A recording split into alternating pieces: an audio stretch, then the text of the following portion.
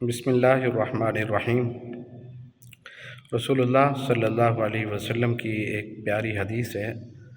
آپ صلی اللہ علیہ وسلم نے اس میں میرے اور آپ کے لیے بڑی اہم ترین ہدایت ارشاد فرمائی ہے۔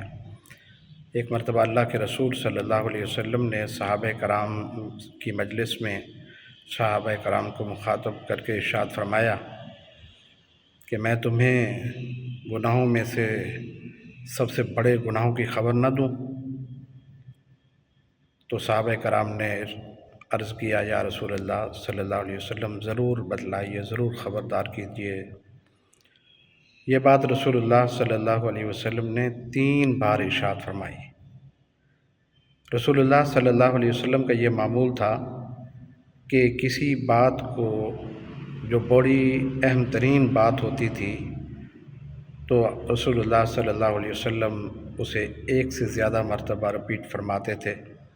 چنانچہ رسول اللہ صلی اللہ علیہ وسلم نے اسے بھی 3 مرتبہ صحابہ کرام سے پوچھا کہ میں تمہیں ایسے بڑے گناہوں کی خبر نہ دوں؟ تو رسول اللہ صلی اللہ علیہ وسلم نے ان میں سے 3 گناہ ذکر فرمائے۔ ویسے جو بڑے گناہ ہیں جسے گناہ کبیرہ کہتے ہیں، احادیث میں ان کی بڑی لمبی فہرست آتی ہے، لیکن مسلم شریف کی اس روایت میں رسول اللہ صلی اللہ علیہ وسلم نے صرف 3 گناہوں کا ذکر فرمایا ہے۔ ان میں سے پہلا گناہ اللہ کے ساتھ شرک کرنا ہے۔ یہ ایسا گناہ ہے اور اتنا بڑا جرم ہے کہ اگر انسان نے اتنے گناہ کیے ہوں زندگی بھر کہ اس سے زمین سے لے کر آسمان تک پوری فضا بھی بھر جائے گناہوں سے، لیکن اس میں شرک نہ ہو تو اللہ چاہے گا تو سب گناہوں کو معاف فرما دے گا۔ لیکن اگر شرک ہوا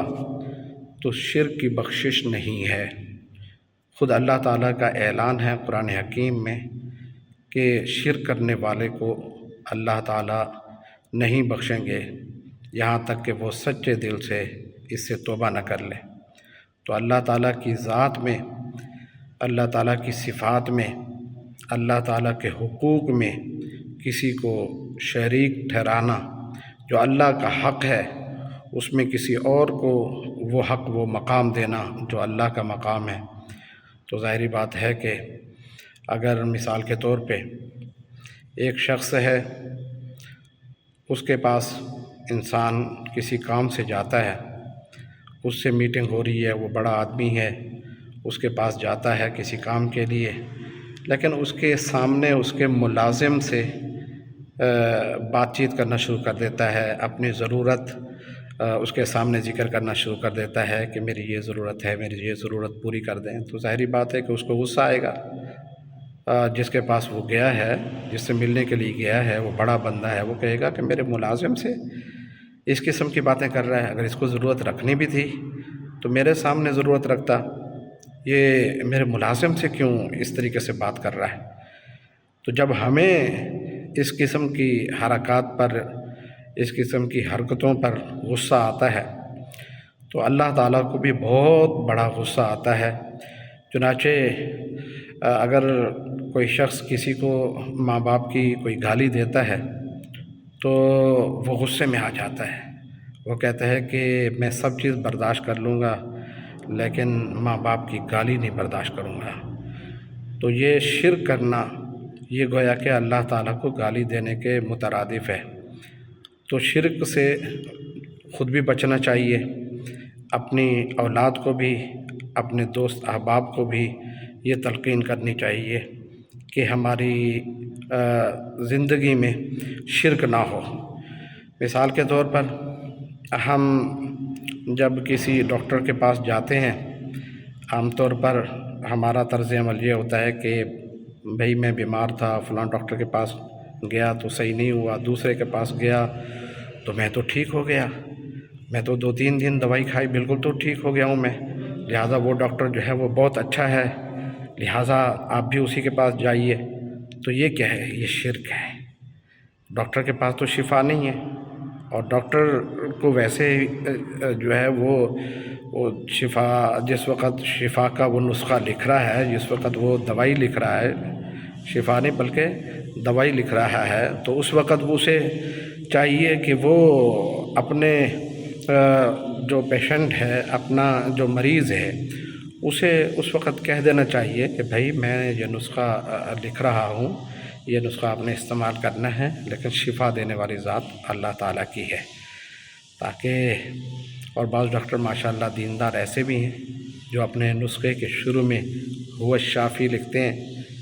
یعنی وہ اس هو الشافی لکھنے سے اشارہ اس بات کی طرف کر دیتے ہیں کہ بھائی ہم تو نسخہ لکھ رہے ہیں، جو بھی کر رہے ہیں، لیکن ہم تو ایک سبب کے درجے میں یہ کام کر رہے ہیں، شفا دینے والی ذات اسی کی ہے، اللہ تعالیٰ کے ہاتھ میں ہے شفا دینا۔ تو اس لیے اللہ تعالیٰ کے ساتھ کسی کو شریک ٹھہرانا، یا اس کے صفات میں کسی کو شریک ٹھہرانا، یا اللہ کے حقوق میں شریک ٹھہرانا، جو بہت بڑا گناہ ہے، اور اللہ تعالیٰ جو ہے وہ اس کو معاف نہیں فرمائیں گے۔ ہاں یہ کہ کوئی شخص اگر سچے دل سے توبہ کر لیتا ہے تو اللہ تعالیٰ اسے معاف فرما دیں گے۔ اور قرآن حکیم میں ارشاد ہے، کوئی شخص اگر مشرک ہے، بت پرست ہے، اس کے سامنے جھکتا ہے، اس کی پوجا کرتا ہے، تو تم اسے برا بھلا مت کہو، کیونکہ وہ اپنے تئیں اس کے حاجت روا سمجھ رہا ہے، مشکل کشا سمجھ رہا ہے، اپنا خدا اس نے بنایا ہوا ہے۔ لیکن اگر آپ اسے گالی دو گے تو وہ اس کے بدلے میں آپ کے حقیقی رب تعالیٰ کو، آپ کے حقیقی رب کو، آپ کے حقیقی مالک اور خالق کو جو ہے وہ گالی دے گا۔ اس لیے ہمیں کسی کے جو ہے وہ مصنوعی من گھڑت خدا کو بھی گالی دینے کی جو ہے وہ ضرورت نہیں ہے۔ وَلَا تَسُبُّوا الَّذِينَ يَدْعُونَ مِن دُونِ اللَّهِ فَيَسُبُّوا اللَّهَ عَدْوًا بِغَيْرِ عِلْمٍ۔ اسی طریقے سے رسول اللہ صلی اللہ علیہ وسلم نے دوسرے گناہ کا ذکر فرمایا کہ والدین کی نافرمانی کرنا، چاہے والد ہو یا والدہ ہو، اس کی نافرمانی اگر کوئی شخص کرتا ہے، حکم عدولی کرتا ہے، یہاں تک کہ قرآن حکیم میں ارشاد ہے کہ آپ والدین کو اف تک بھی نہ کہو۔ تو والدین کا تو اتنا بڑا مقام ہے کہ قرآن حکیم میں اللہ تعالیٰ نے اپنے حق کے فوراً بعد والدین کے حقوق کا ذکر فرمایا ہے۔ تو اس لیے والدین کی تو خدمت کرنی چاہیے، پوری زندگی بھی انسان ماں باپ کے پاؤں دھو کے پیتا رہے، ماں باپ کی خدمت کرتا رہے، ماں باپ کے پاؤں دباتا رہے، تو بھی والدین کے احسان کا بدلہ جو ہے وہ انسان نہیں چکا سکتا۔ تو جو شخص والدین کا نافرمان ہے تو زندگی میں یہ مشاہدہ ہے کہ اللہ تعالیٰ اسے دنیا میں بھی سزا دے دیتے ہیں۔ اسی طریقے سے تیسرا گناہ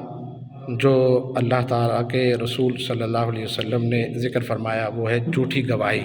جو بڑے گناہوں میں سے ہے۔ جھوٹی گواہی دینا گویا کہ دوسرے پر ظلم کرنا ہے، زیادتی کرنا ہے، اور اپنی ذات پہ بھی